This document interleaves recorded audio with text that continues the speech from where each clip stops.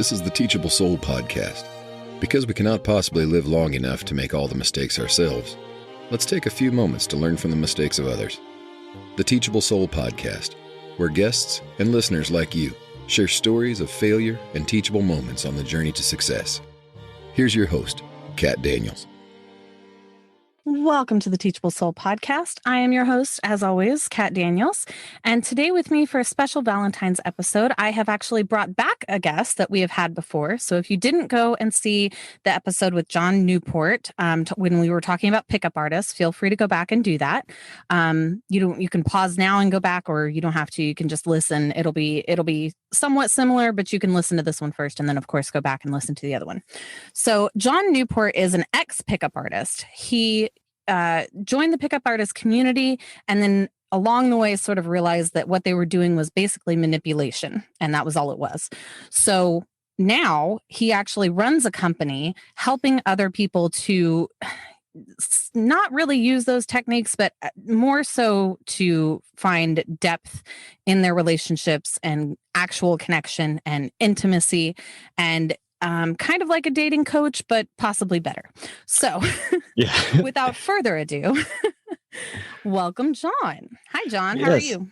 I'm doing great. Thank you for having me back. Absolutely. Thank you so much for being willing and able and fitting us into your schedule. I know things have been crazy. You are actually expanding during the pandemic, which is fantabulous for you. Congratulations. Yeah, we are, due to listener demand put on us. So we've had to expand our company and actually incorporate additional services that really didn't fit initially with our vision of the company. It's gone much further. Mm-hmm. So yeah, we're hopefully going to have that up by the time this podcast releases. Right, because we are recording in January, and we're going to have this out before, like right around Valentine's Day for everybody, because everybody needs, stuff around Valentine's Day for dating and, relationships and whatnot. So your show is the Girls Ask Guys show. Are you keeping that name? No, actually, we are going with a new company name, and it's I Know Cupid. So iknowcupid.com. And cool. Yeah, we have all kinds of information that we're including in the site. It's a total rebuild. It's a monster.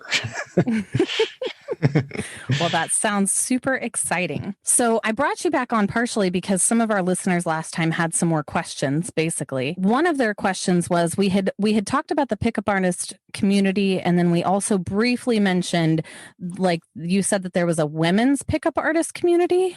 Yes. Yeah. So how does that differ from like the men's pickup artist community, I guess? Well, the women's pickup artist community, you have to kind of take into context the limitations or the social limitations that are put upon women, where if you step out and you try to introduce yourself or try to meet a guy, then they're looked at as being too easy, too eager, too desperate. You get the S word slapped upon you. And what they're doing is they are teaching women the things that guys typically will look for in women. And they actually have it so that they can put themselves out there without having to worry about those labels coming in. So it's a little bit more ethical than what the guys are doing. Yeah. So, and there's really only 2 women pickup artists that I am aware of. I have not met them personally. Oh, interesting. Okay. So clearly, I mean, like whatever's going on, it's not that many. No, it's not to the degree that the guys are at. Yeah. So when you say that they're teaching women to basically, are they teaching women to like do things or look a certain way? Like what, like to say something a certain way? How does that work? It's more of they're showing them how to put the signals out there. Like for myself, if I'm talking to a girl and I see that my biggest indicator of interest is when they close proximity. They could be standing 2 feet away from me, and then as I'm talking to them, they start closing that proximity distance. And then maybe a light touch on the arm or something like that. Those are indicators of interest, that they're interested in me and they want to continue the conversation. So that's pretty much what they're teaching these women how to do. So instead of being back offish and kind of just slightly hinting and hoping the guy gets the hint that, hey, I'm interested in you, they're showing them how to do this, but a little bit more overtly than being so resigned. Right. So just to cover all the bases here, because I feel like last time apparently I didn't, but there's a lot that goes into this. Right. Yeah. So I know that one of the like personally as a woman, I know that I actually have more problems with men not getting the hint that I am not interested than I do have with them getting the hint that I am interested. Yeah, that's where they're misinterpreting signals, and that comes from TV shows, comes from movies, comes from what they're reading in men's magazines and everything else. Right. Is that a common problem that men have before they get into the pickup artist community, that they feel like maybe someone's not interested and they don't take the hint? A little bit. A lot of it is either they're misinterpreting the signals or they're just completely missing the signals. Probably the hardest thing about the job that we do is when we're working with somebody and we're helping them not only discover who they are, being able to define who they are, which helps them in finding out the personality type that they want in meeting somebody. And when we're going through this, they start to realize, I missed the signal. That was the one chance that I had, and I missed it. Oh. Mm-hmm. And sometimes for a lot of guys, they're just misinterpreting stuff. They're misinterpreting a woman being friendly for her having a romantic interest. Mm-hmm. Exactly. So I heard one time that the reason that men feel like they get stuck a lot in the friend zone, quote unquote, is because women actually have an emotional connection with their friends generally, whether they be female or male. But men feel like they get stuck in a friend zone because they don't actually generally have emotional connections with their friends. Do you think that's accurate? To a degree, but I couldn't fully agree with it. Mainly the reason that guys get stuck in the friend zone is because they're not letting their intent be known. Like I have somebody that I'm talking to now, and within the first probably 3 days, I saw the indicators of interest, and I just flat out asked her, "Are you considering going out with me? Because I am considering going out with you." I just put it all on the line. And now it's up to her as to whether she wants to take that any further or not. We defined it to not at this point in time, because I have a new interesting problem where I come off as being too good to be true, which can lead to they think I'm either playing a game with them or I'm not being sincere. And sometimes it takes a while for them to overcome that and see I'm being genuine with them. I'm not playing games. But if you're not telling somebody, I'm romantically interested in you, can we move forward, or do we need to stay right here? If you're not putting that out there, more than likely she's going to stick you in the friend zone. Right. Well, so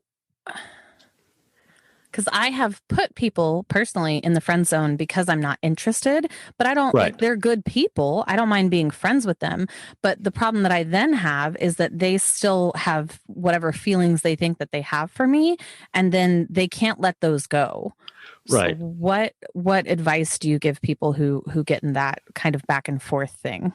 For that one, I would say you need to define the relationship. You need to define where the boundaries are, because if you don't have boundaries, then the whole relationship just kind of takes its own form and the boundaries kind of pop up, but you're not really sure. So the entire time it's like walking on eggshells. You don't want to break any eggs.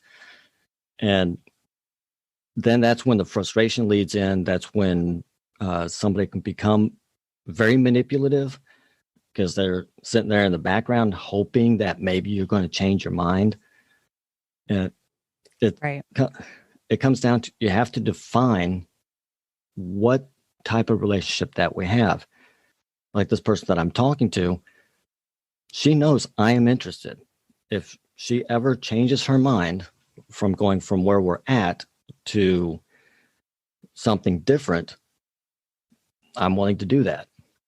But at the same time, I'm not going to disrespect her and try to ask her for any more than what she is willing to offer. Right. So I'm still personally. Am I answering the question, or am I missing it?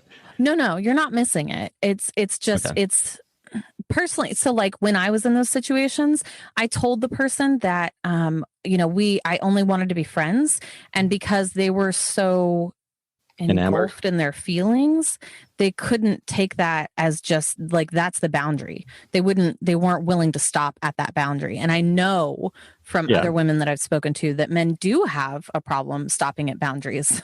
Oh, on more than one occasion. Yeah. So it comes from the social upbringing. And if you look at the pickup artist community, they call it sarging. And so you're on the battlefield and you're just going to attack the front line until the front lines crumble. So that's what they're being fed. And yeah, in the past, with certain types of women, that will work. But you're manipulating the situation, and it's not going to build anything long term. Right. So that's what they're taught. We see it in the movies where the underdog, he just keeps going forward. And in the end, he gets the girl. Mm-hmm. And they live happily ever after, and you have rainbows and unicorns. Right. But it doesn't work in real life. And all that does, it puts you in the same situation that I was in years ago, where they felt used. And so, I mean, there's really the only real advice is if you have somebody like that, you pretty much have to slap them upside the face, not literally. Right. You have to tell them up front, this is not going to happen. Stop it. Yeah, I wind up just having to cut them off. Yeah. Yeah, it's kind of like the little mosquito that you can't get rid of it. They just keep buzzing around until you slap them. Right. Exactly. So I find it very interesting that your company is expanding during the pandemic of all times.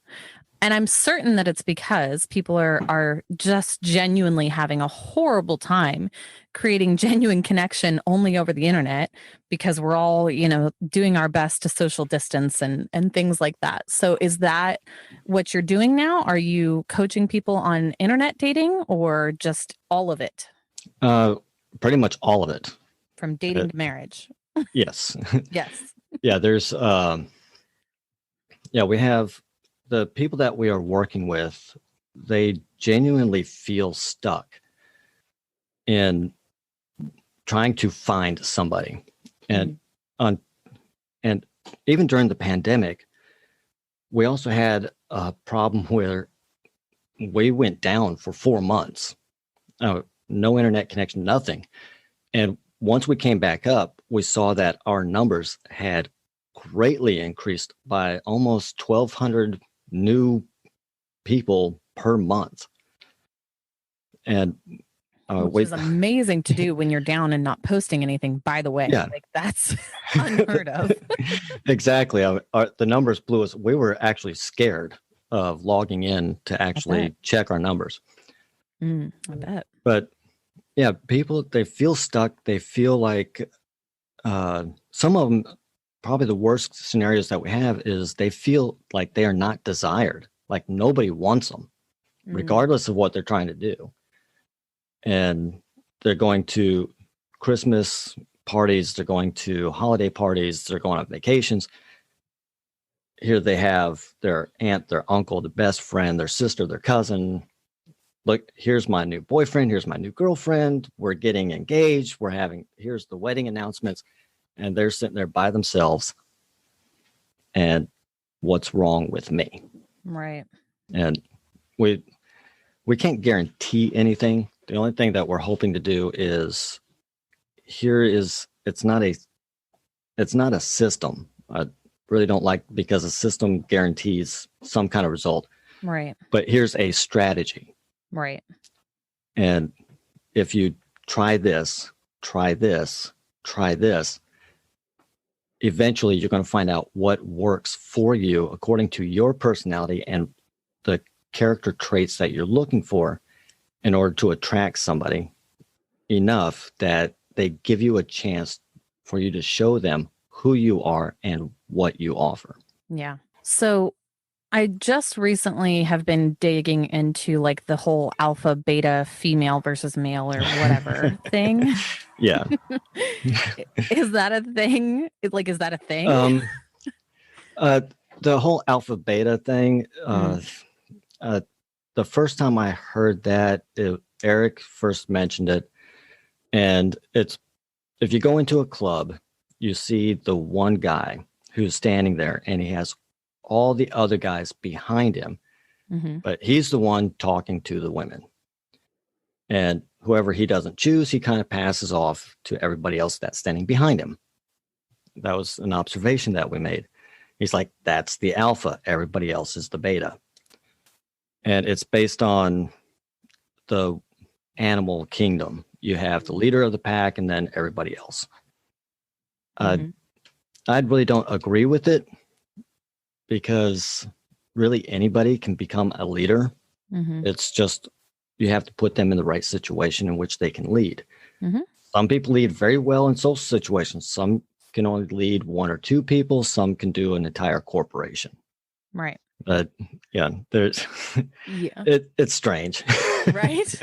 Yeah. The research that I found had actually said, like, it went back to the person who originally like created this whole alpha beta, even in the animal kingdom, like theory. And he himself actually came out and said, I was wrong. Like I was mistaken. It's not a thing. Like which happens, you know? Yeah. And it's already out there and people, they bring it up and they go, oh yeah, that must be true. Even though the science that was behind it was flawed. Exactly. We back up everything that we have with scientific evidence from the universities and social psychologies, psychology, social psychology, sexology, all these other ologies. We had one show that we did, and it was 37 different research reports that we referenced. Wow. What was the title of that show for listeners? That was over Love is Blind. Okay. The Netflix series. We actually we predicted before the finale, we predicted each and every couple. We were 5 for 5. Wow. Good job. Then when they had the reunion episode, the predictor that we made in that final episode that we did, the predictor that we made actually happened in the reunion.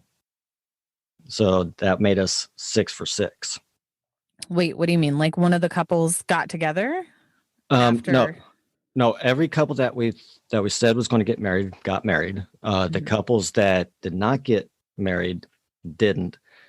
But there was a major fallout between one couple, and we predicted what was going to happen with him and what was going to happen with her. So we got both of those. We didn't even know that there was going to be a reunion. Yeah. But it was all based on the research that we had done, and how to be able to see what is taking place when it's taking place. You should create an entire show around that just for like The Bachelor and The Bachelorette. We've done some of the. We've looked at that. We've also have Married at First Sight. That, oh my gosh. I've only watched a couple of episodes of that one because I can't even, like, some of that stuff just makes my stomach churn. Yeah. There was another dating show out there, and it was all about first dates. And you can see, I can sit there, I can't watch it because I see people who I can tell they've gone to some kind of course, some kind of class to be a pickup artist. And watching the the woman or the guy sitting there, and it's like a train wreck. Right. I can't stand watching him. I'm like, Yeah. that he's manipulating you. See it, please see it. Right. And you can't yell at her because she can't hear you, and it makes you even more mad. I feel you. Or it was recorded a year ago. Right. Also that. Yeah. So one of the things that we kind of talked about last time is that one of the things that the pickup artist as a whole community is kind of missing is the whole deeper connection. Like they teach you what to do to get a girl, but they don't really teach you like how to actually continue a healthy relationship. They just teach you how to manipulate someone into, going out with you, basically. So pretty much. Yeah. So what does a deeper connection exactly entail that you guys teach? Because I know there's like intimacy and things like that. Is that it? Is that the secret sauce type thing? No, actually, it's going even deeper than that. It's about having those tough conversations, those conversations that you don't want to have because you're risking everything. Just as a beginning type of conversation that you can have. And I've had this with many women, and it kind of throws them off because it's not asked. But how do you solve an argument? If we get into an argument, how do we solve? What do you need to have happen in order for us to solve it? Do you need time away, or do you have to settle it right then and there? And people don't talk about that. That's one of those little things that you find out after it's too late. Right. And then it's a huge blowout sometimes. Yeah. Yeah. I love that thing on the internet that I've seen that's like, if you ever want to know how somebody acts when they're angry, just give them like a computer on dial-up and see how they go. Yeah. Yeah. Put them under stress. Yeah. There's, but what we do is we help the person that we're working with define themselves. Because I've done seminars or speaking engagements, and I'll point to somebody in the audience and say, "Who are you?" And I'm a mechanic. No, that's what you do. Who are you? And a lot of people, they can't answer that question.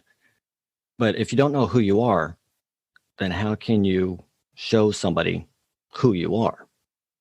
How do you know what type of person or character traits you need in order to enhance your life? So that's the basis where we start. Then we move through and we do a whole, it's an optional thing. We do a whole fashion wardrobe redo in order to, so that they are dressing their personality. Because whether we want to admit it or not, when somebody, the first connection somebody has is they're attractive. Mm-hmm. But if you are dressed your personality, then they can look at you and go, oh, they're a professional. They're an outdoors person. They're a sporty type person. They kind of get a sense of who you are just by looking at you and how you are dressed. And for women in general, if you take a look at somebody and you can say, okay, their life is rather put together. Everything matches. There's no fashion faux pas taking place. And okay, that's a person that I would like to meet, compared to somebody who is dressed in a wife beater and camouflage cargo shorts that are 25 years old and a pair of shoes that should have been replaced 18 years ago. Mm-hmm. I mean, it's just one of those things. I mean, if that's the person that you're looking for, more power to you. But so we go through that optional section there. Then we teach them how to approach somebody in an authentic and organic fashion, and not coming across as creepy or anything, just so that they can filter to find out if that person has the traits that they want. Then we show them how to set up an interesting first date that isn't the norm. So going out for dinner and a movie, we don't do that. Right. And then we give them a list of questions. We have over 250 different types of questions they can ask that actually will help deepen the relationship, or at least establish some kind of connection that can go deeper. And they don't have to turn it into a game. We've thought about it, but there's too many other games out there that already exist that can actually do that. Mm-hmm. There are, yeah. But what we want to do is just help open that level of communication so that they can start to establish some kind of level of trust. And if it doesn't work, it's not because of any kind of clashing that took place. They're not going to leave and file a restraining order. You can still keep up at least some semblance of a friendship. Right. So during the pandemic, what kind of interesting dates are you advising people to have? One of them is it's a outdoorsy type of date. The only thing you need is a phone and a list. So you're going to create a list of interesting things to take photos of. So it's a photo scavenger hunt. And you can walk around the city. I've done this in my area, and we've discovered things very interesting things that we didn't even know existed. And after a while, it's not just we're taking a photo of it.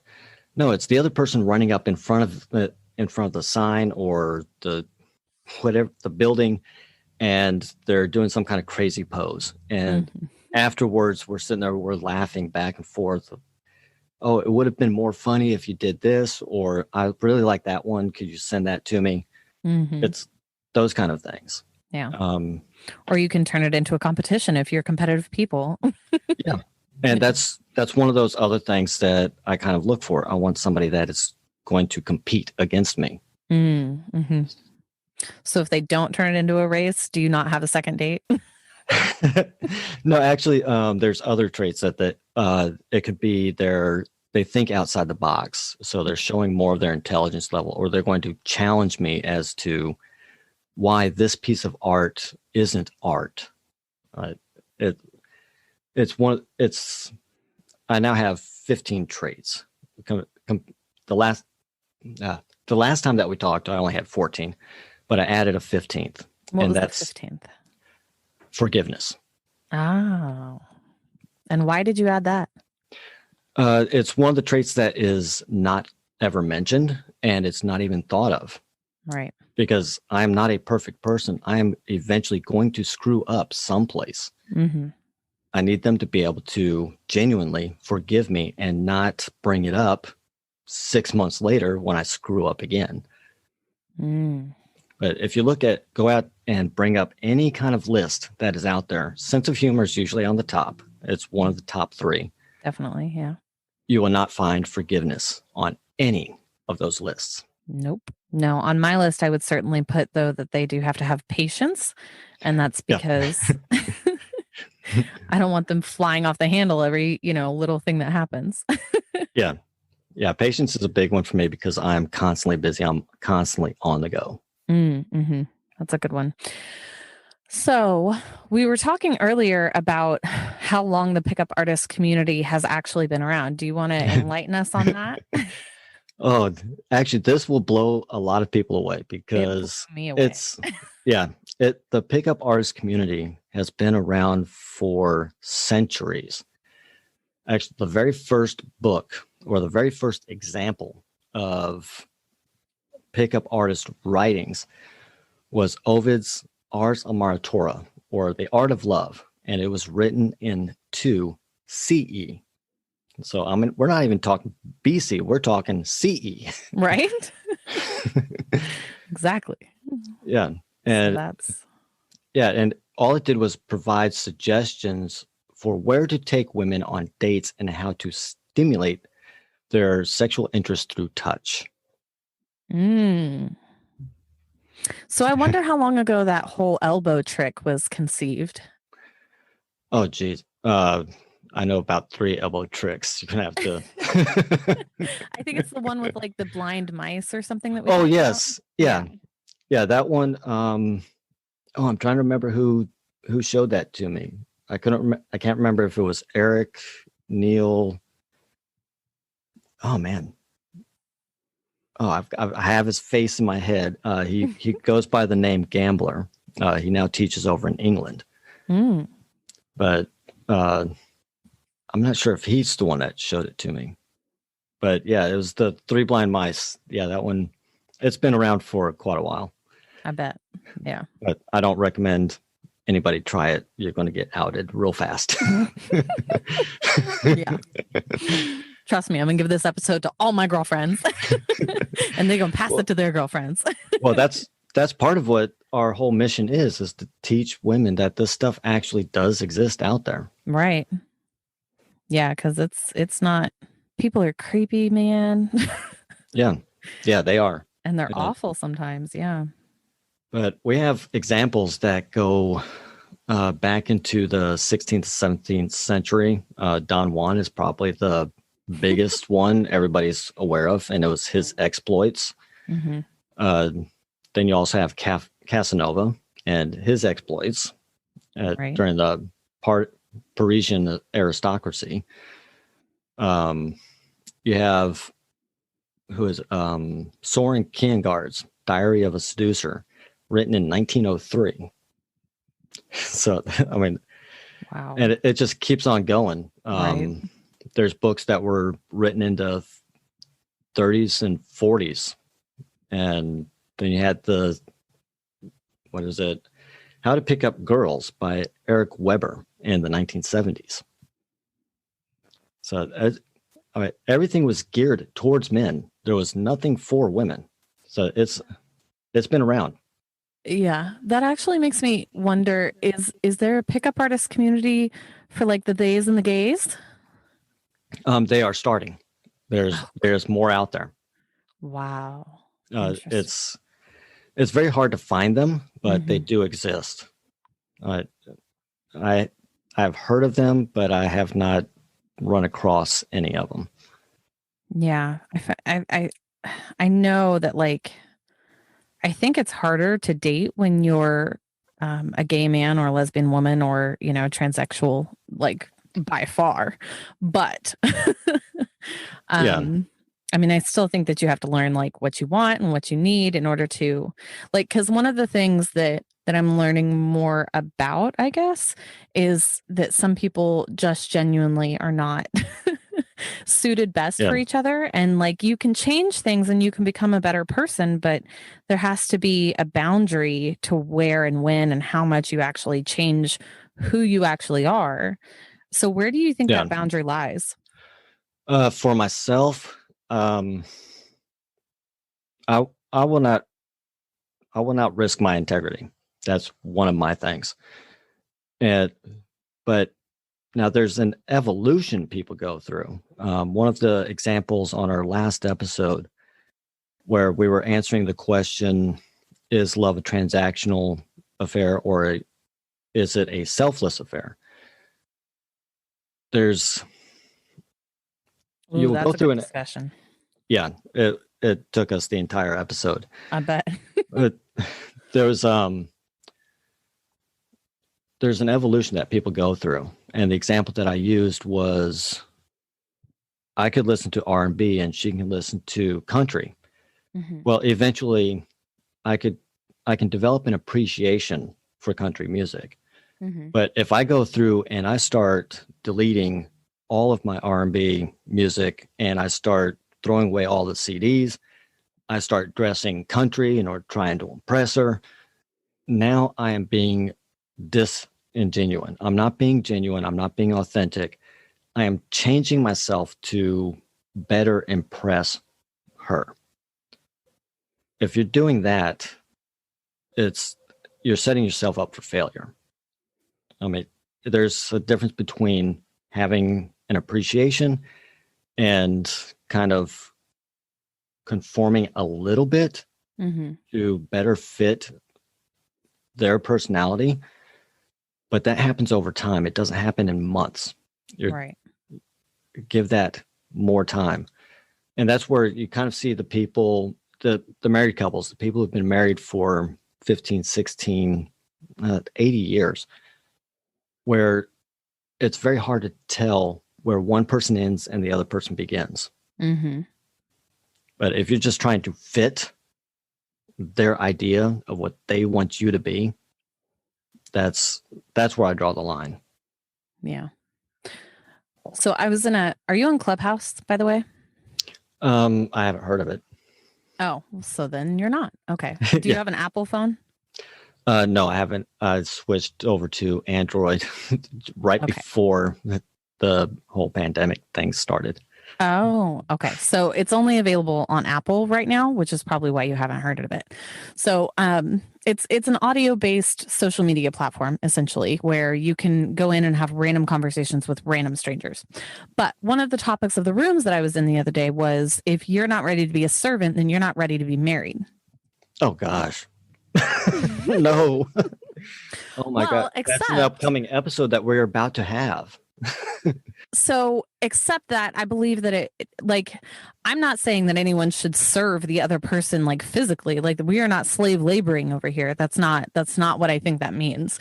But what I think they were having the conversation about was basically you have to have a desire to like do things on a daily basis that make the other person happy just because it makes them happy. And even if it's like, I personally feel like you have to have a desire to you have to have a desire to even go out of your way to make someone happy. Like, when you're married and your wife is pregnant, you will go out of your way at 3:00 in the morning to go and get her food because you love her, because she wakes up with a craving. That's love. And mutual respect. That's being selfless. Right. So right. So maybe it was the wording that they used, because we've heard of this servant thing before, and that's exactly how they intend it to be, is to be a servant.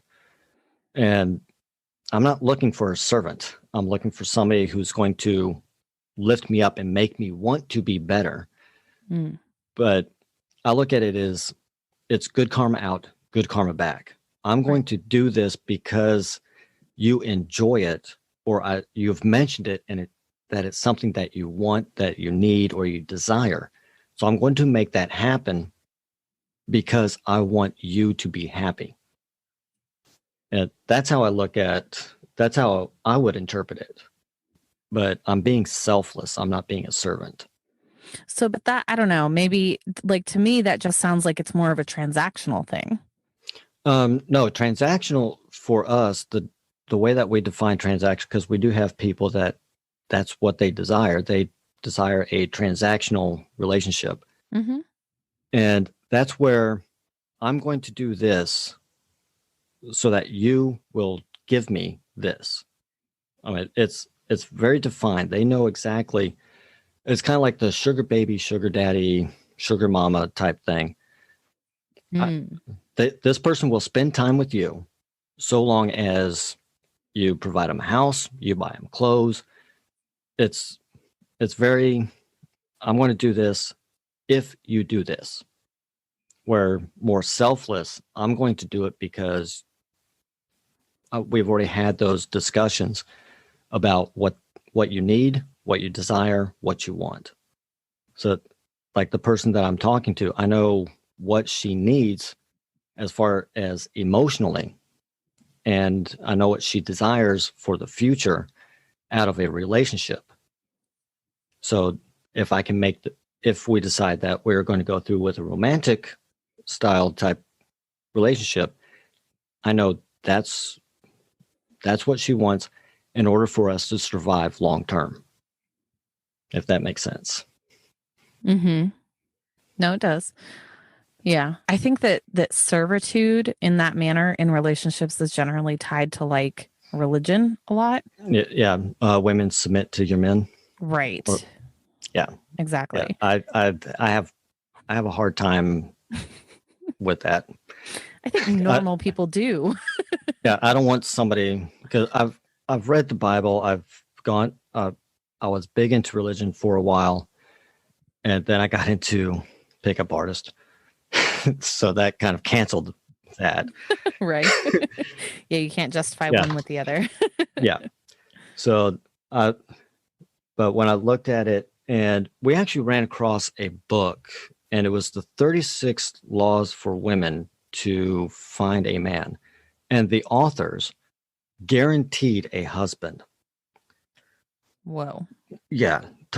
And if it didn't work for you, well, you can sign up for a $400 1-hour phone call, and they will review the rules again for you. Ugh. Ugh. Yes. That sounds like Scientology. Were they Scientologists? I'm not exactly sure, but it was the woman could not show interest in the man. She couldn't talk to him first. You can't receive a date for Saturday if he doesn't make it by Thursday. You can only be on the phone for 10 minutes. That's it. After that, you hang up. The call is done. You can't call them first. I mean, it was, oh my gosh. That's like that book that we talked about that I mentioned to you last time almost, but like for the female version. Oh, this was the female version. Yeah, obviously. But it's just so awful and icky. Yeah. And I was like, how much more disingenuous can you be? I mean, you're not being authentic to yourself. No. Yet you're also not.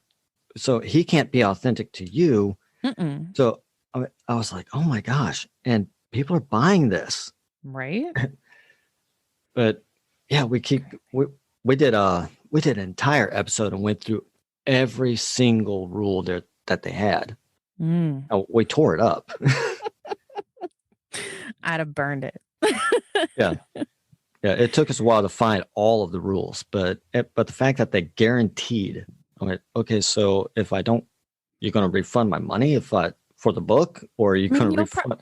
You probably will get a husband, honey, but you're going to get divorced a couple years later. So exactly. Because I mean, there's no definition in there. The guy is jumping through hoops.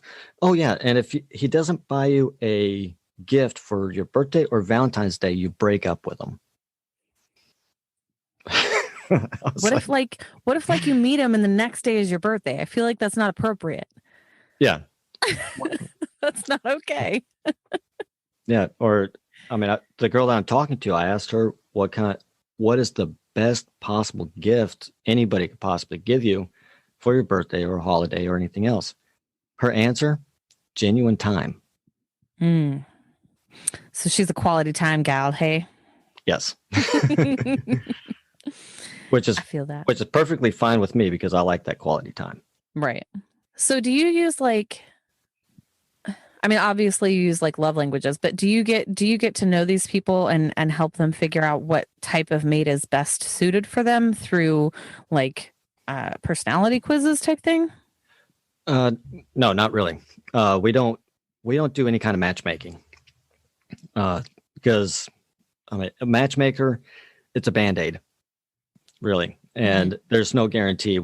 They could run through an entire list of people, and it's not the type of person. And they're not choosing the person themselves. We're choosing that person for them. Right. So we don't do that. What we do is we show them how they can introduce themselves to other people. Mm-hmm. But what we do use some different tests that are out there. One of them is the Enneagram test. Mm-hmm. We give that to them to help them to kind of discover who they are, what's important for them. But we also point out the red flags other people may see with the personality types that the Enneagram shows. We have two other types of tests that we also give, and they're real popular. There's one out there. It's called the Big Five. Mm-hmm. We run a version of that. There's another one that just came out, and it's a little bit more exact than the Big Five. I think they call it the Big Six. Mm. But we also run people through that. And that's just to help them kind of get the gears turning as to defining their own personality and their own character traits. Because we'd split those. Character is who you are internally. personality is what you show the world. And you can fake personality. You can't fake character. Character is going to come out if you're extremely tired or you're put under an immense amount of stress. Right. So we separate those. And then we help them, okay, what type of person do you want? What kind of character and what type of personality do you want to complement you? Forget about looks. Looks are superficial. Looks don't last. Right. Character lasts. Personality will evolve. So we help them define that. And then we show them different ways. Like I met a wonderful girl the other day. I was pumping gas. That's an interesting car. What kind of car is that? I couldn't see the make or model. Logo. Yeah. Yes. So she just told me what kind of car it was. And I was like, do you like it? Why'd you decide to buy that car? She started going into all kinds of details. And then she asked me about my car and why I liked it. And then it's just a genuine conversation. That's the only thing I was looking for. Just a conversation. And after a while, I hadn't even finished doing my evaluation as to whether she has the core traits that I look for before she turned around and said, would you like to go get a cup of coffee? Sure. Nice. And yeah, right. I mean, so we show people how to do that. I think it's just amazing what you can achieve when you treat a woman like any other regular human Exactly. being. And so many people, it's all about looks. They have an agenda. Most of the 99% of the time, it's going to be sex. They have an agenda, or they just want somebody that they can snap a picture with, so they can go and brag to their buddies. Look at this girl that I saw. So now she's nothing more than arm candy. Don't really care about what she's feeling, what she's going through, how intelligent she is, what she can actually offer as far as a relationship is concerned. And if somebody signs up with us or comes to one of our courses, one of our seminars, and that's on their mind, that's all they want, we kick them out. I have no tolerance for that. Right. I'm not going to be associated with teaching people how to manipulate other people. And unfortunately, there's no way around it. What we do teach can be used for manipulating. Right. Have you found that there's an age gap or difference between men who just want, have that whole, they just want sex, and men who come to you and genuinely want to actually make a connection with someone? No, actually, it's a mixed bag. We have people in their 20s. They've never had a serious relationship, and they want one. We've have people who are, our oldest client that we have worked with was in their late 70s. Wow. And he just wanted some hookups. And I was like, okay, dude, I understand, but that's not what we're about. Right. But we've had people in their 70s, and it was painful. It was very, very painful because they've never had that deep connection with somebody. And I used to work in insurance, so I know what the mortality tables are. There wasn't a whole lot of time for us to really help him. Oh, wow. Go out there and find somebody and develop that deep connection. We were able to do it, but I was on pins and needles. Oh, I bet. He was an amazing guy, though. I mean, some of the stories that he had. Oh, I bet. Were just fascinating. Right. That's crazy. I know that in among females, there's this misnomer that, if you get a guy too young, kind of, it's they're not family oriented, or they just want one thing type thing. And then, of course, then you go into the older years, and then you start thinking, oh, well, he's divorced 3 times. He's not going to be able to hold an actual relationship. Yeah, they have. It's really a mixed bag. And what we find interesting is that the majority of our audience is female. Oh, I bet. And it ranges from, we have women who are under 18, and this is just coming from some of the demographics that we have. Right. They're under 18. Nobody can sign up for a course unless they are 18, because we do get into some sexual topics. Right. But it ranges from 18 all the way up to 60 plus. Mm-hmm. Our biggest demographic sits right at about 23 to 27. For the men, it's pretty much the same, but it actually shifts. They're more in their 30s. The men are, you mean? Yeah. The biggest group that we have as far as men are concerned is in their 30s. I could see that. I mean, we've had people, they've never had, both men and women, they've never had a boyfriend. Some of them have never been kissed. They've never had any kind of serious relationship. We find some of the women that we work with come from just a long string of tragic relationships. Some of them emotionally abusive, physically abusive. And those are probably some of the hardest that we deal with. Just helping them discover that it's not them. It was the other person. And sometimes we can't work with them until we refer them to some counseling, and then they come back, because we're not counselors, not a psychologist. Right. It's hard to help with that when you don't have an expertise on it. Yeah. I mean, I want to, Right, I really do, but it's beyond my scope.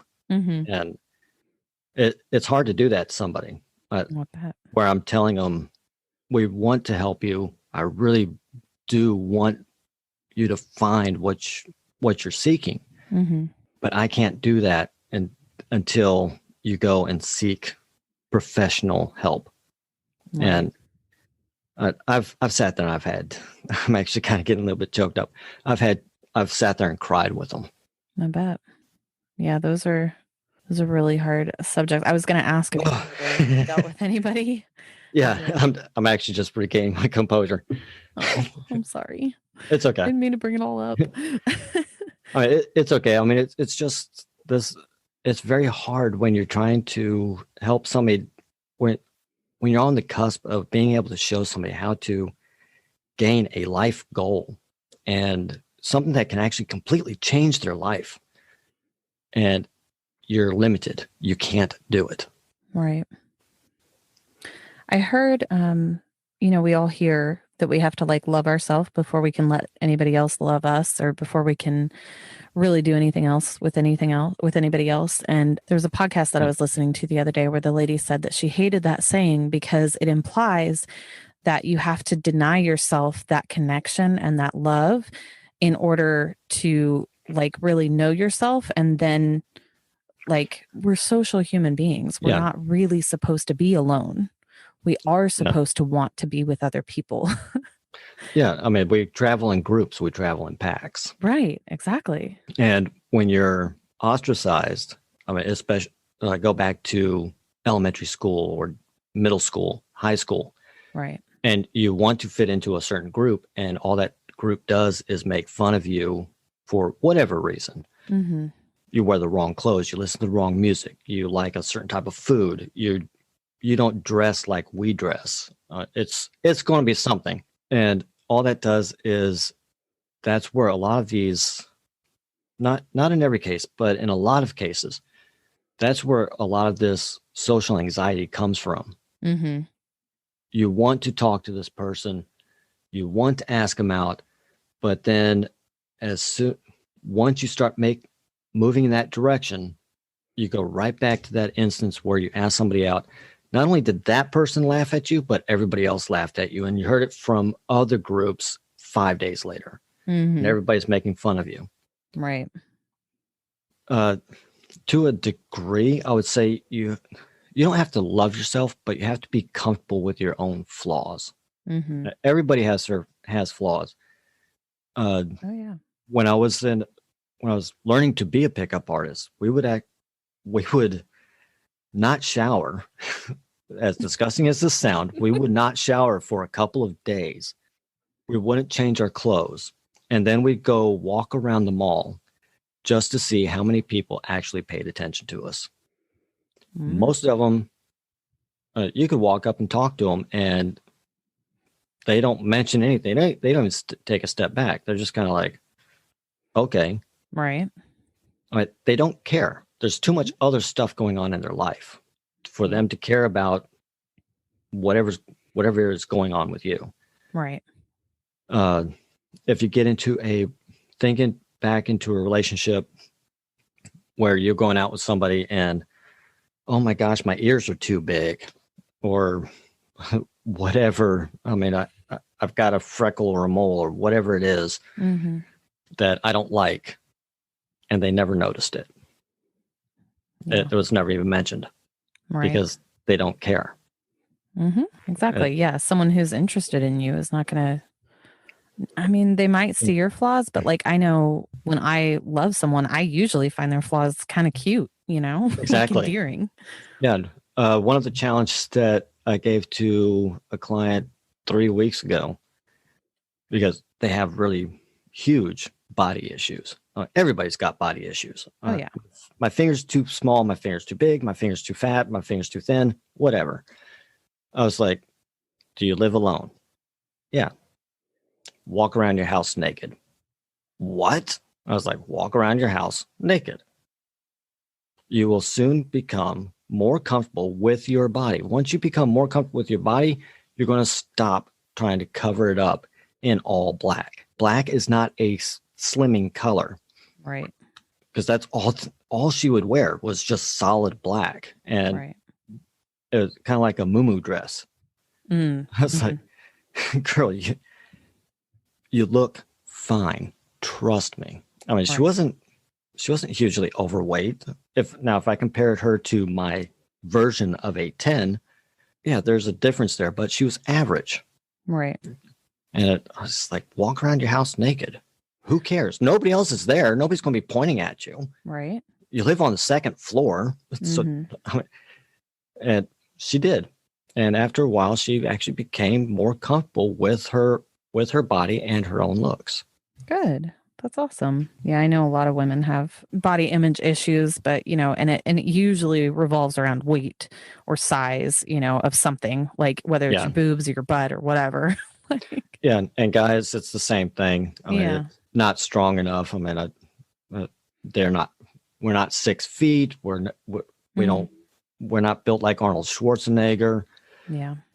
It's that kind of thing. There is a guy on TikTok. His TikTok handle is Sup Daily. I think his name is Chris, but he actually was talking on his like TikTok about how he actually has body image issues because he says that he has sort of a man bod, and I was like, there are whole groups dedicated to women who love man bods. Like, have you not been on the internet for long? What's going on? Yeah, because we take people through, both men and women, and we show them about different things that they can do. For guys, we have all different kinds of products and shaving products in order to enhance their general appeal. And it's just like basic hygiene. Hey, do this morning and night. And hey, women, here you go. Here's a routine for morning and night if you don't have a routine already. We have different for some of our more supreme levels. We can actually bring in people who will do a full makeover as far as hair is concerned and makeup is concerned. General tips that can actually enhance your own natural colors. And it's not cheap. But I bet not. But if you know what your own natural colors are, it makes things, instead of trying to cover everything up, all you're doing is drawing interest from one area to another. Right. Yeah. So one more question before we wrap up here. So we kind of briefly touched on like social anxiety and stuff, but I am honestly terrified for humanity. Once we all come out of this pandemic and like we have to relearn how to talk to each other and nobody's going to want to start. Yeah. So what are the major things that you tell people who have social anxiety and actually have a hard time speaking up in social situations? Well, one I've actually already mentioned. The only goal that you should have is to start a conversation. Don't go into it looking for wanting a number, wanting the contact information, hoping for the date or anything else. All you want to do is just start a natural conversation. And at the gas pump is a perfect example. That's an interesting car. What kind of car is that? It's a question anybody can ask. The grocery store one I gave him the last episode. Do you like those chips? I mean, why do you like them? Really, after that, all you have to do is just find a way of jumping from that topic to another. It's called a transition. Right. You seem like an interesting person. What do you do? Or, I mean, if that's too bold, I'm just curious. What do you do? And just look to have a natural conversation with somebody. And with that is being outcome independent.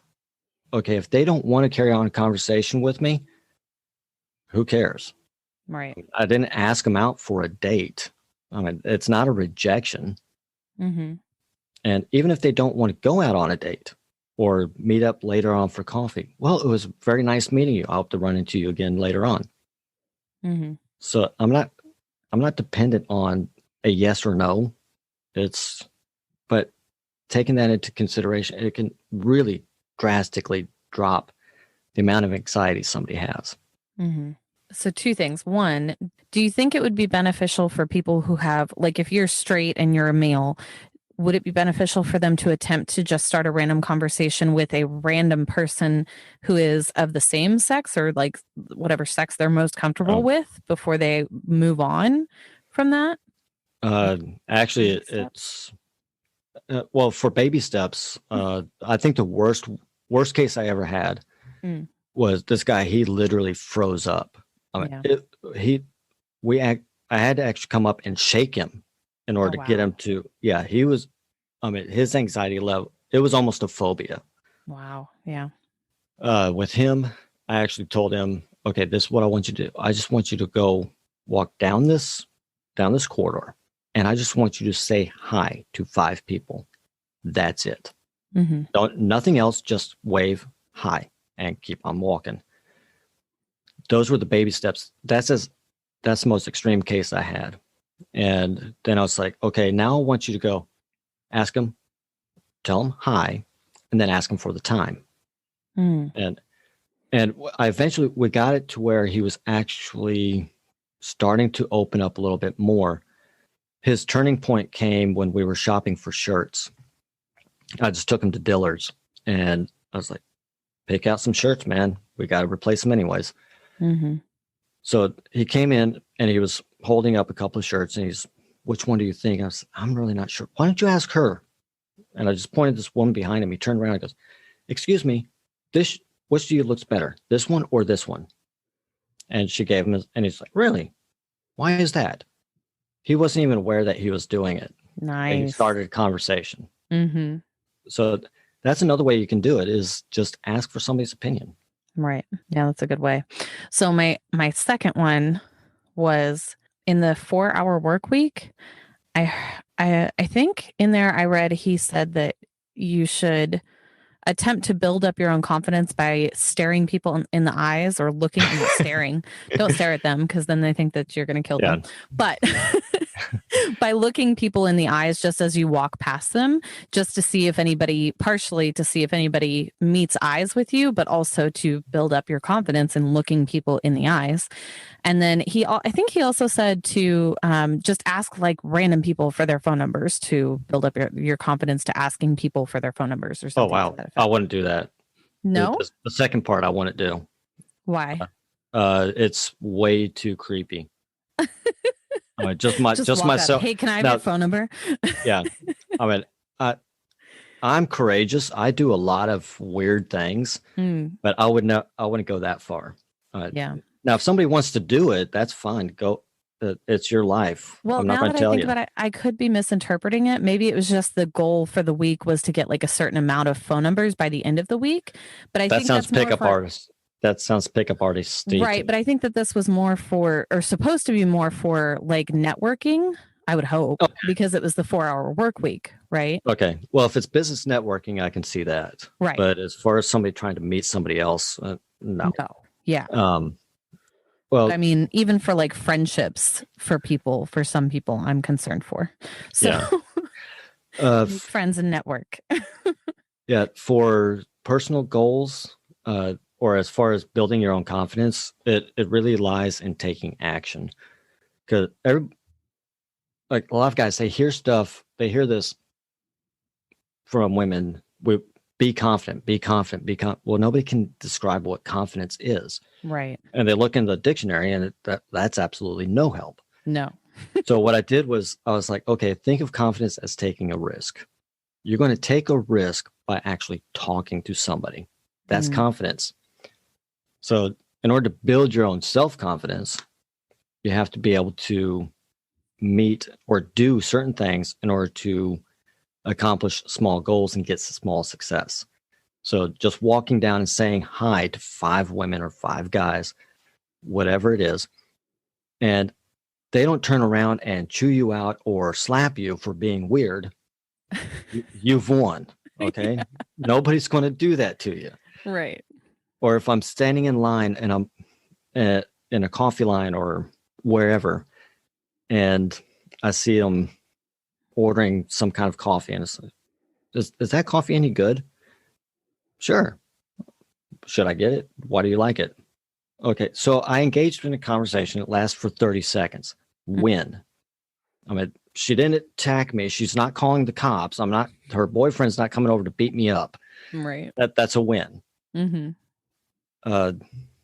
Now, the last time that we talked, I was in law enforcement, and I've since changed careers. The injury that I got has now prevented me from returning to law enforcement. You were injured? Yeah, it was a stage 4 slap tear, labrum tear. So I've been, it was pretty bad. But I have now I'm a security guard over at a casino, and I have this little thing when we're doing ID cards, where I'll take the ID card, I'll look at it, I'll do the full ID card verification thing, and then I'll look at them and I'll go, excuse me, I now need the real ID card because this one says you're 34. They remember me for it. Yeah, right. And it's flattering to them. It's a low level, polite way of flirting without trying to initiate anything. But if I can do that, if somebody else can actually do something like that, it'll boost your confidence. You're just looking for small wins. It doesn't have to be anything grand. You're not trying to go out and get 5 dates in 5 days or talk to 15 women or 15 men in an hour. It's too much. Right. Yeah, just get used to just talking to somebody, building that into like a 5-minute, 10-minute, 15-minute conversation. If you can hold their interest for that long, you're well on your way. All now you got to do is just ask. Right. Yeah, what you were saying earlier about confidence being just taking a risk. You're right. When women say they like confidence, what they're saying is that they want you to be confident enough to come over and talk to them and ask them out and actually just engage in conversation with them. Yeah. Not most of the time, but like. Yeah, some of them, they're going to look at you and they're going to oh God, here I go again. How am I going to get rid of this guy? Yeah. Assuming that's not happening. Right. Yeah. Yeah. But I mean, they also want you to be, confident enough to do other things that require what I guess we could consider bravery. But I mean, it's not like we're asking you to like go, sword fight someone. Yeah. It's being genuine. I mean, walk up, have the courage to be genuine. Don't sit there and list off all of your trophies. I've done quite a bit in my life. I've been interviewed on national television. I've been in newspapers, national magazines. I worked for Hollywood. Big deal. I'm not going to sit there and try to impress somebody with the car that I drive or the money that I earn. Right. Those are trophies. They want to see who I am and what I can offer them. So Right. be genuine, be authentic, have the courage to do that. And even with women, do the same thing. Have the confidence to be genuine and authentic with the guy that you're interested in. Mm-hmm. And then really step it up and say, look, I really like where we're at, but can we go out on more of a romantic level? It's a nice subtle way of broaching the subject of, hey, I'm into you. Can we do this? Right. So, but I've actually done that to two girls that I've been talking to. Mentioned it earlier. Are you Mhm. considering going out with me? Because I'm considering going out with you. Right. And if she says no, I mean, did I ask her out on a date? Did I ask her to be my girlfriend? No. I'm just saying, are you considering it? Right. So where's the rejection if they say no? Mm-hmm. And it's very, and it actually takes the pressure off of her of having to actually do a full-on rejection, Mm-hmm. because not many women want to do that. They don't want to sit there and have to reject somebody. No, we sure don't. Like, even when you ask us out, even if we don't want to go out with you, some women will say yes just because they feel bad. Yeah, which is tragic because you already know from the get-go it's not going to work. Absolutely. Yeah. And then that starts a whole slew of other issues. Yes. Yeah, relationships are not easy. No, for certain. That's really what we're after. That's what we're trying to do is, okay, if this comes up, if this is happening, what kind of conversation are you asking? What kind of questions are you asking? Because if you're not driving deep, then that emotional connection, that deep emotional connection, isn't happening. And if you don't know what you're looking for, then you're willing to take whoever's paying attention to you. Mm-hmm. Oh, you're looking at me? I'll take it. Let's go. Right. And then you find out 3, 4, 5, 6 months, or heaven forbid, 20 years later, and you're like, what happened now? This isn't what I want. That is the definition of waste my time. Yeah. Or even worse, you're just settling. Right.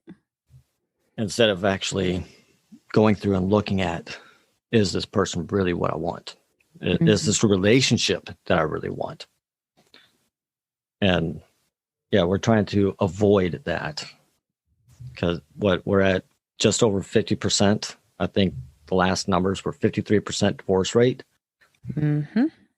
And when I looked at the numbers for that, well, the reasons, there's a few things on there that weren't there, such as really bad sex, which can be avoided, but or you can't put on there, no, we didn't define the relationship. Mm-hmm. But most of the time it was money issues, or one of my favorites, irreconcilable differences. Yeah. But yeah. That can mean so many things. Yeah. And we're just going through and we're like, there is a way of avoiding all of this. Mm-hmm. And that's what we're trying to do. We're trying to set people up with a relationship that they really want, that they really desire. And let me tell you, when you have that deep connection, it is absolutely magical. Right. That's that true love stuff people talk about.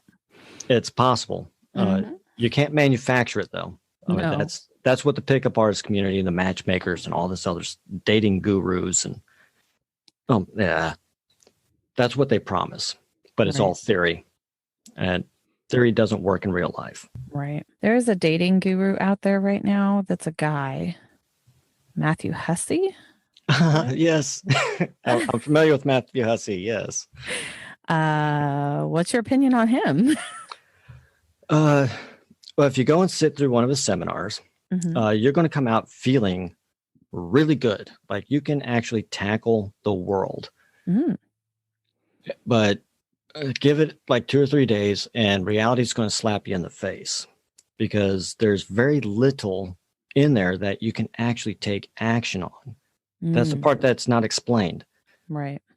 The vast majority of these relationship dating gurus, it's all theory based, and it sounds good. And sometimes they're going to leave out facts from the research that they're using or that they've run across. And so they're not going to put in, okay, if you do that, here's the other results that could take place. So now you're completely unprepared. Right. That's really one of the biggest differences between us and them. We're going to explain it to you. We're going to explain to you why it works. But we're also going to show you how to do it. And now we're not going to force anybody to do it. Like we said, we're not a system. We're kind of like this college course. You want to build transportation vehicles. We're going to show you how. Here's everything that goes with that, but you can build a bicycle, or you can build a locomotive, or maybe an airplane. All right, what do you want to build? So, but what they're doing is that they're okay. Here's how you build a Honda Civic, and that's all you're going to get. Gotcha. Yeah. Yeah, he's a really great public speaker, I have noticed. He's a good motivational speaker. Super. Yeah. He's good at it. Yeah, we're not about trying to build somebody up. We're going to give the hard knocks facts. Gotcha. And I had a client the other day. Yes, but dude, if you're going to sit here and argue with me and not do what I'm telling you, I'm telling you, the cargo shorts have got to go along with the sandals. Right. And the socks, homie. Yeah. Yeah. But it was even worse. It was brown sandals with a black belt and what was it? Oh, he had this mermaid looking watch band. I was like, dude, it's brown with brown. That's a lot going on. Yeah. And cargo shorts on top of it. I was like, oh my, dude. Yes, that your look, how you were dressing and how you were acting, because he's just like, you want to go out? No? Okay. And I was like, okay, there's nothing appealing about your body position. There's nothing appealing about your tone of voice. And you're surprised that they're just like, no. Right. And they're kind of leaning away from you as they're. So if you're not willing to do what I'm telling you to do, or at least part of it, it's not going to work for you. And I mean, you're wasting your time, you're wasting your money. Right. But I could sit there and go, oh yeah, just keep doing that. All you have to do is this. And here's a $1,000 audio course. It'll put you in the proper frame of mind, maybe. And if it doesn't work, I have an upgrade for you. Oh, of course. Yeah. We did have one of those. She charged $123,000. Whoa. Yes, I'm not even kidding. It's $123,000 for a weekend. Now, you don't get anything Friday night. You get 8 hours on Saturday and 3 hours on Sunday. So 10 hours of sitting in the audience, listening to this person speak. And then there's a breakout group. Those are $2,300 a piece.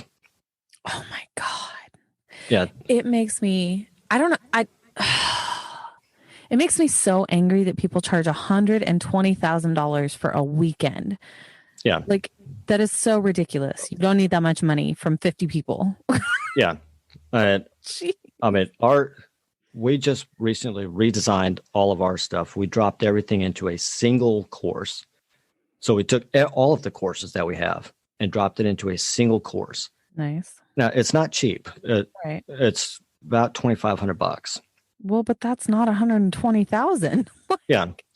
Now, our full blown one is 15,000, but we fly out to your house for a week. Right. We stay with you one-on-one for a week and walk you through everything. Now we have an add-on to that 2,500, so it becomes 27. But we fly everybody that paid the $2,700. We fly everybody out for an entire weekend Friday, Saturday, Sunday. Airfare is paid for. Hotel is paid for. We have a dance lesson that is paid for. So it's 4 hours. You're going to learn how to salsa dance or mambo or whatever type of dance you want to do. Nice. Then we have limo service to several clubs, full bottle entry, full bottle service, dancing. It is a celebration. Dang. And we have these little breakout groups where, okay, who's having problems with their approaches? Who's having problems doing the transition? Who's having problems with their wardrobe? Who's having problems with whatever problem you got? We will sit down with everybody and work with them one-on-one the entire weekend. No other service that we are aware of does that. Not even the $123,000 ones where you get to sit there and listen to them for 10 hours. Right. And feel good. Yeah. Exactly. Are you guys you guys should do like marriage retreats and stuff like that too. We do have a lot of married people that actually come out. Like I want to go. There's the show that we had on kissing. We have this kissing technique that I can't take full credit for because I talked to a lot of women on what they like as far as how to be kissed. There's also a lot of sexology courses and stuff that I've attended. No degrees. I just took a bunch of courses. Right. But it's very simple. It's 6 steps. And I went through and described it.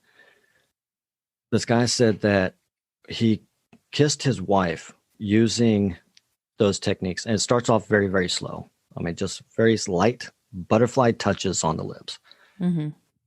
And until you get to the grand finale, which is the full tongue and everything.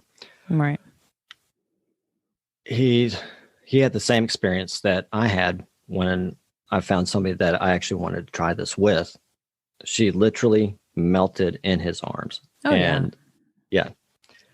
And we've had other married couples where we've saved their marriage, a 20-year marriage. Actually saved it by a simple single technique. Nice.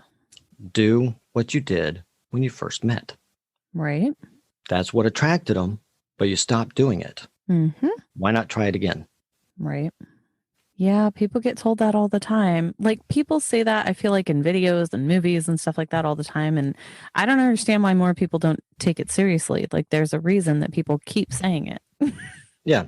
And part of what we've done, or part of what I did after I left the pickup artist community, was looking at, I went out and interviewed people at old folks' homes, people that they'd been married for 40 years, 50 years, 60 years. Aww. How are you two able to stay together for so long? And they told me pretty much their entire their secrets. Really not secrets, but they told me their story. Mm-hmm. And how did you two meet? Oh, he was standing down. He was on the ship standing below me, and I threw my handkerchief out and he caught it. And if anybody else brought it to me, I would have rejected him. But he caught it. He's the one I wanted. It's stuff like that. That's too cute of a story. Yeah. There's all kinds of, I have all these different stories and these different life experiences that I was able to combine with the research, the scientific research, and put all of that together. And I don't want to say I found the secret, but nobody else has the information that we have. Right. And it worked for me. It worked for my co-host. It's worked for the clients that we've worked with so far. Mm-hmm.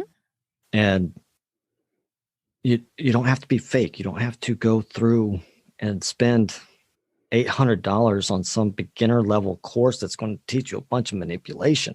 Mm-hmm. It doesn't work. For a long term, right? It doesn't work long term. You're going to end up hurting them, which is going to affect their future relationships.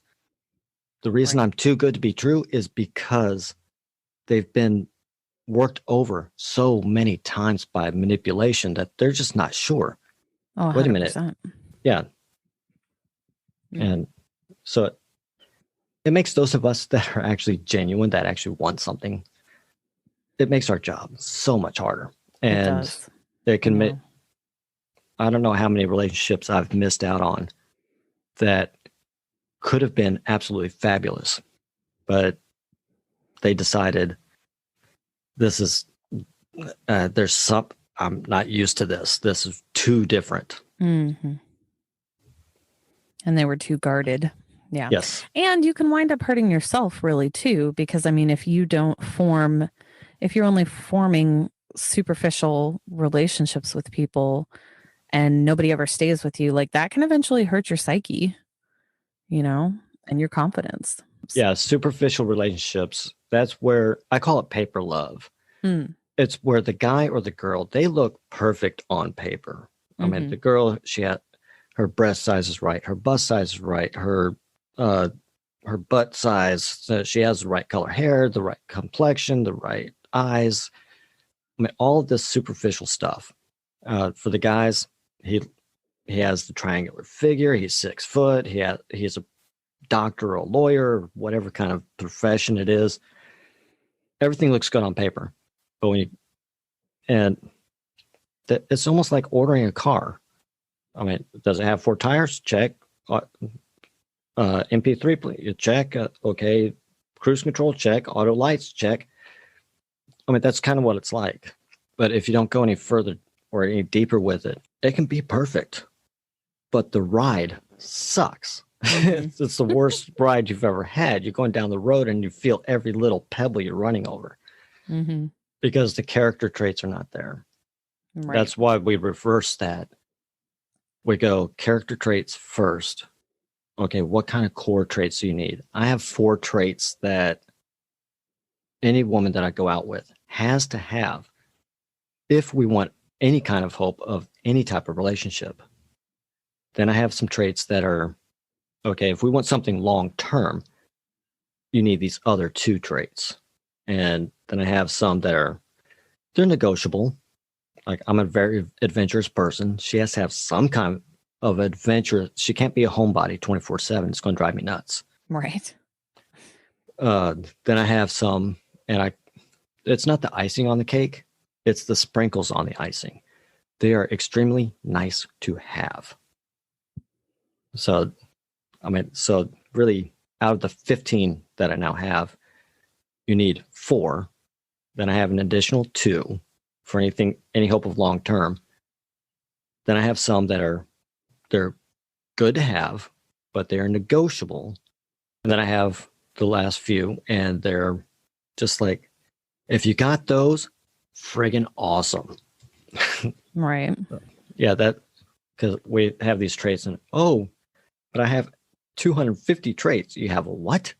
No, dude.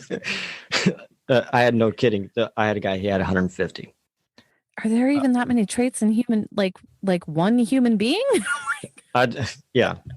I was like, I don't know what kind of goddess you're expecting to fall from heaven, but you're not going to find that. No. I had one girl, she had 3. I was like, you might want to re-examine raise the bar that a little bit there, hon. Yeah, raise the bar a little bit. A little bit. Yeah. It's so hard. I on TikTok there's like a trend going around that is I think it's some guy that's like, tell me the moment that you realized the bar was set so like super low for men. And the fact that can even be a thing is a problem that men should definitely pay attention to and keep their ears perked up about and try to do better. Yeah. Well, it's the problem that we've seen nowadays is before the pandemic started, the online dating realm, those companies were in trouble. People were getting rid of their accounts. They were deleting the apps faster than they can actually recruit new people. Oh, I bet. Match.com actually got sued by the FCC for not deleting accounts that were supposed to be deleted and having fake accounts in order to draw people in and to get them to upgrade to a higher level. Wow. But now it's And people are they were getting tired of the hookup mentality that came with online dating. Mm-hmm. Well, now it's the only thing that they got. Yeah. Now everybody's like, it's the pandemic. I'll take like a light touch on my arm, please. Yeah. I mean, just please look at me. Right. Without the mask. But everybody's coming back, and we're having to teach how to do online dating and how that stuff actually works. Mm. But not just jumping at the first person that actually kind of spends more than 5 minutes with you. Right. And an interesting thing that we're also seeing happen is more and more women. It was starting before the pandemic, but more and more women are actually now stepping forward and asking guys out, which is actually a good thing, because I've talked to some of them. They're like, yeah, but I'm getting tired of waiting. Oh, yeah. Right. Yeah. So and it's taking guys by surprise. Mm-hmm. Some of them don't like it. Most of them actually do, because now they don't have to, but it's actually having a negative effect, because more and more guys are waiting for the girl to ask. Right. And I was like, no, you got to do it 50-50, man. Yep. Meet her halfway. Yeah. Or, because either she's going to go find somebody else, or you're going to get friend zoned. Oh, yeah. Real quick. Yeah. Well, thank you so much for coming back on. And so your new website is I Know Cupid. And if anybody wants to hire you, they can get a hold of you there, I presume? Actually, well, they don't have to hire us. I mean, but if they have something specific and something bigger in mind, then yes, they can hire us there. Right. But if they just need a question answered, or just it's real quick and we don't see the need for them to spend any money on it, we will just do a quick overview. If they want, they can actually come on the show. We'll do an on-air coaching session with them. Nice. No charge. I don't want. A lot of the problems that people have are very simple, and they don't need to spend money to figure it out. They just need a direction to go in. Right. And that's how I'd view it.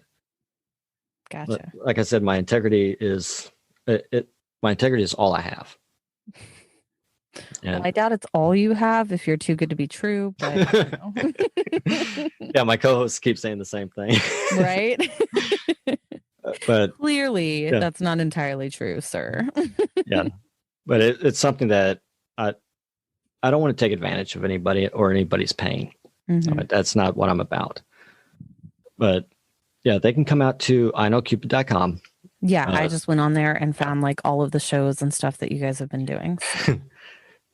So. We're now into our third season. I think we have over 100 episodes out there right now. Nice. All right. Well, thank you so much again for coming on and answering our questions. If anybody else has any questions for him, please feel free to email me. I will try to bring him back if he's not too busy. You have been listening to the Teachable Soul podcast. You can find us on any social media platform, Facebook, LinkedIn, and Instagram as The Teachable Soul, or on Twitter as Teachable Soul. Also, if you'd like to help support the show, you can find us at patreon.com/The Teachable Soul. You can also visit our website for more information at theteachablesoul.com.